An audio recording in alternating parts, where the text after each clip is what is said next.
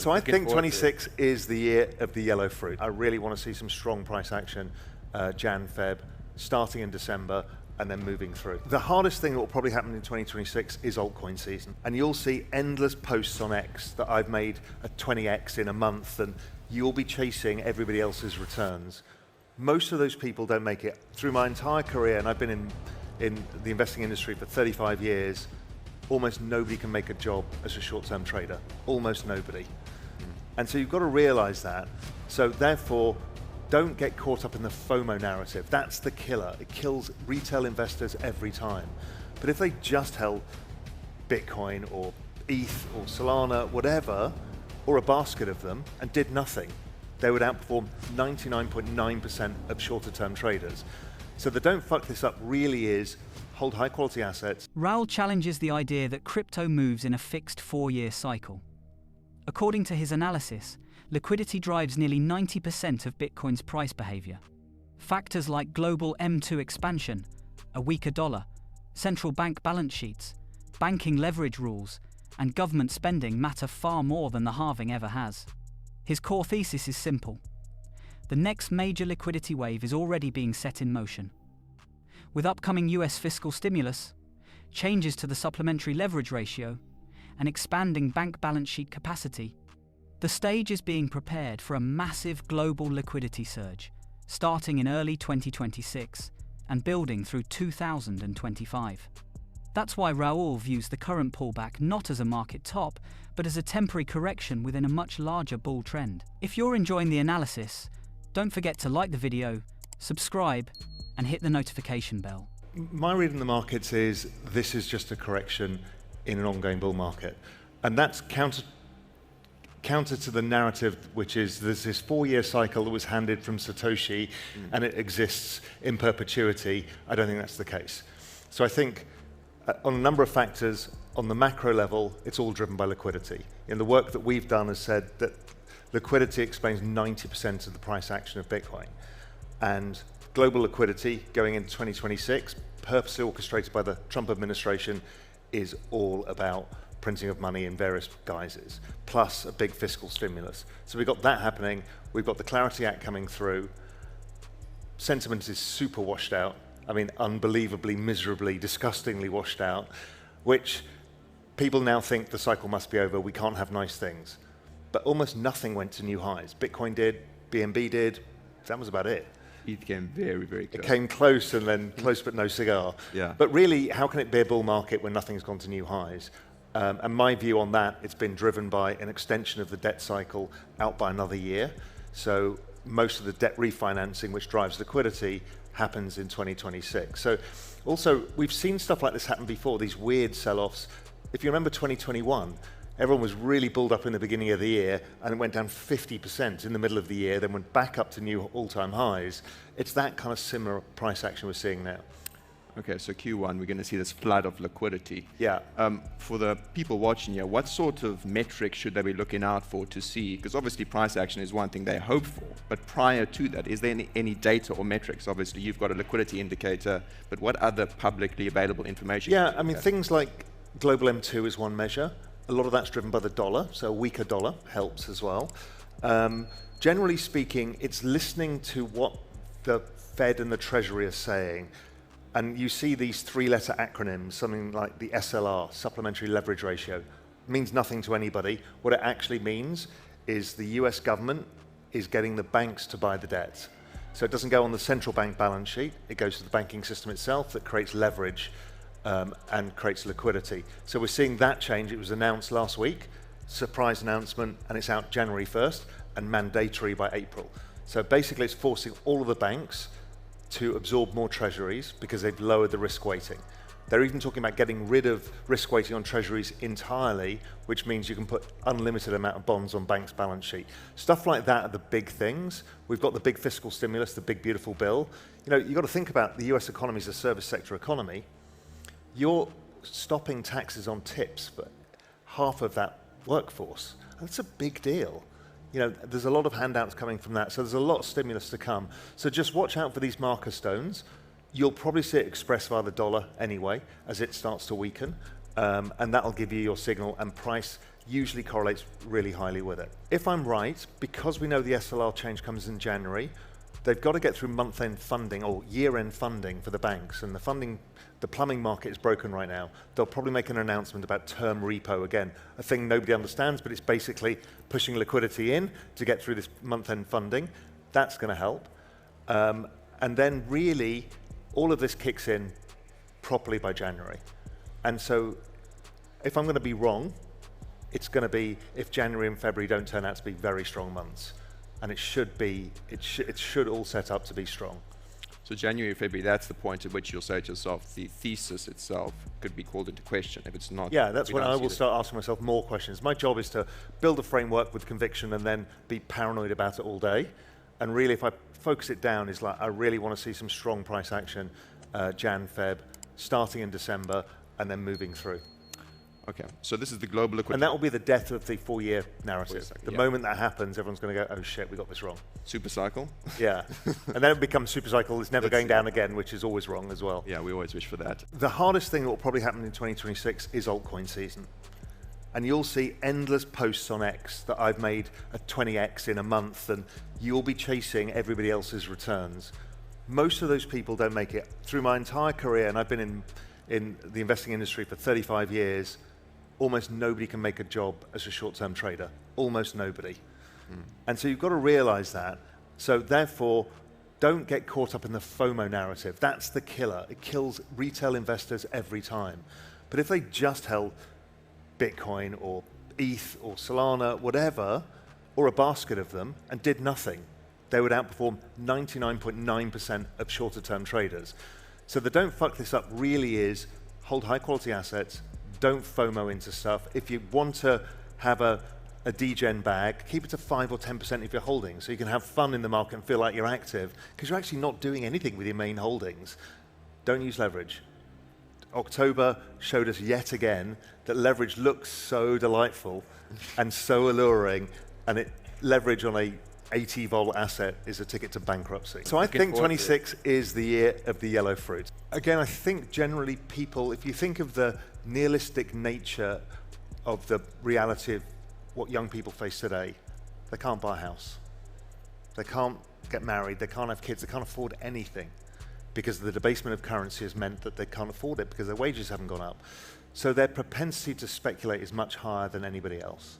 So when it comes to it, they're still more likely to speculate in crypto in the end. But the hard part is, it's easy to wave your hand and say, altcoin season, because everybody assumes that all of the shitcoins that you own are going to go up in value, but they're not. It's actually a hard game. You know, where do you go in the actual risk curve? What thesis do you build? What do you buy? You know, do you look for things with cash flows? You know, is it something like Aave, or is it one of the emerging layer ones, or is it another application layer? It's not an easy game. Even though people think it's going to bail them out and they're going to make a fortune, the probability out of the 1 million coins out there to get the right ones is pretty low. Raoul's framework for assessing altcoins is built around a single core idea: Metcalfe's law, the notion that a network's value grows with the square of its active users. His recent shift from Solana to Sui was driven by two key indicators: strengthening network effect data and price action that began outperforming Solana. While his role on the Sui Foundation board gives him direct visibility into the ecosystem's rapid expansion, he stresses that the decision was rooted in data, not bias. Recognizing how challenging individual token selection can be, Raoul also co-founded a fund of funds model that allocates capital across top crypto hedge funds, each employing different approaches such as momentum, valuation, theoretical models, and active management. The objective is broad strategy diversification in a highly complex market. Why altcoin season hasn't really happened yet is because it's driven bizarrely by the business cycle, as all risk curves are. So small cap equities are the same as alts, which are just small cap crypto. They're all driven by the business cycle. So when the ISM survey crosses 50 to the upside, which should happen considering we've got fiscal stimulus and monetary stimulus coming next year, and Trump wants to win the midterms, so they're going to throw everything at a strong economy. Scott Bessent says it all day, every day, we're going to have a really strong economy. So that's what they're pumping. So we'll see the ISM survey come up. The moment that happens, people get more income, more earnings, and people push out the risk curve. and it happens in small cap equities, and it happens in alts. So that's the start of alt season. We saw the beginning of it as dominance started to break down. It's still washing around a bit, but the next phase will be the plummeting of Bitcoin dominance as the kind of smart contract world starts taking prevalence. Okay, so one counter to that thesis, though, is the fact that the market structure has changed with ETFs. And one of the biggest things right now is, the elephant in the room, is the AI trade, right? Now, my question is, would people want to now invest in altcoins down the crypto risk curve when the alternative is allocation to one of the fastest growing sectors in the space? You're incredibly bullish on AI. Yeah. Whereas if you'd invested in altcoins, 96% of the top 100 altcoins from the beginning of the year are down, right? Below. AI trade, if you'd held NVIDIA, would have been up. So how can you be so sure that people would want to allocate to the most underperforming asset class in aggregate? So a lot of the time we keep saying retail's not in the market, right? We're seeing no new money in crypto really outside of the ETF flows. When retail come in and they have a choice and they say, well, how they think about it is, well, where could Bitcoin end the year, 2026? And if you say 200,000, they say it's up 100%. Where could an altcoin go? Oh, it could be 10x. That's the risk curve that people look at all times. Is Google going to double next year? Highly unlikely. Will it go up 50%? Maybe. I mean, it's a gigantically big company already, $3 trillion. So does it get to 4 trillion, 5 trillion? Possible. But if you look at it, the kind of risk-adjusted returns going forwards, if crypto goes up, it will go up more. And it always has done. So AI has got the capital because don't forget, it's had all the investment at infrastructure level as well. It's been the focus of global governments here in the UAE, everywhere. Everybody's looking at AI. But when it comes to where you're going to make your returns, it's pretty simple. If my thesis is right, by Jan, Feb, there's a lot of people who are under-allocated to crypto still, who see it starting to outperform, and they start to panic back in. And we've seen a lot of people in the crypto space move to, buying options on, NVIDIA. Okay, fine, it's made people a lot of money. But again, most people are mercenary for returns, and if returns look like they're going to compound in crypto, they'll come back quickly. I think we'll see something more persistent, but it will be difficult to choose what the right ones are. But I think we'll see it because the amount of attention on the crypto economy at large is much larger than it was, because the institutions are at play, it's covered in mainstream media now, it's kind of everywhere and pervasive. So I think the amount of capital that can flow in is much larger than it was in 2021, which was much larger than it was in 2017, which was much larger than 2013. So really it's the size of the capital inflows are proportional to the size of the opportunities, and that offsets so much of the issuance going on, and the unlocks, all of that gets dwarfed by the amount of capital that ends up coming into the space. And so, again, I think there's going to be a bifurcation of what's a quality project and what's not. But generally speaking, I don't see any reason why altcoin season won't work.